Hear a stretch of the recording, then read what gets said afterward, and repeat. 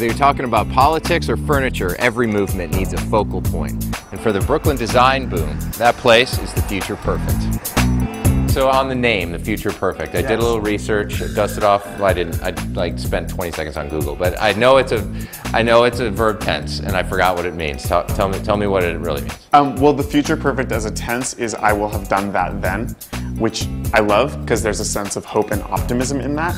But also I like the reference to the idea that perhaps the people who you sort of interact with through their products here in the store might possibly be tomorrow's big names in design. Somebody could come in here, doesn't know a lot about design, and say, you know, I cannot discern any common thread here, but I think there is one. My voice is very strong inside this store.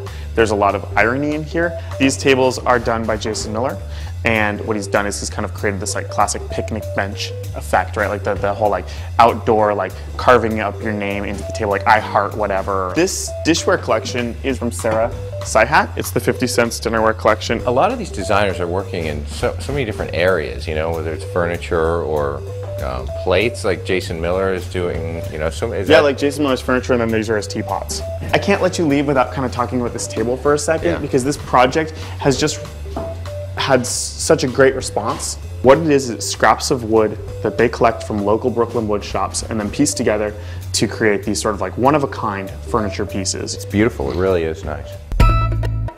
Pieces from Jaime Hayan, who's sort of the it boy of design these days, isn't he? Yeah, he's kind of making himself that way. It's pretty remarkable work. I mean, it's definitely very different and it's very unique.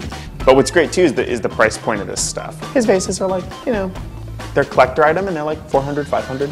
If they were like over 1,000, would you have to call them vases? I don't know. I'm just kidding. It's nice to. I always wonder. That's always one where I stop at, and I'm like, you know, God, do I have to say vase now? Because it just I think you do, right depending on where you are, but we don't really do that here.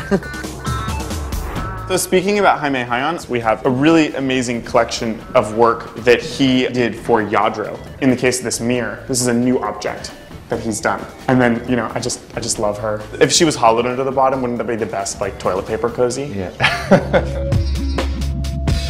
We have this really beautiful light work from John Wigmore. But what I think is captured in its beauty is it's a rare occurrence of the imperfection being what makes it perfect.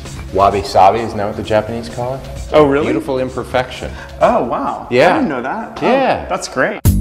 There's just a lot of amazing design talent, like coming out of London, coming out of the Netherlands. And I think the New York thing is pretty interesting, like Brooklyn. Like what defines the Brooklyn aesthetic? Artistic, idea-based. Yes, very conceptual. Conceptual, sort of driven design work.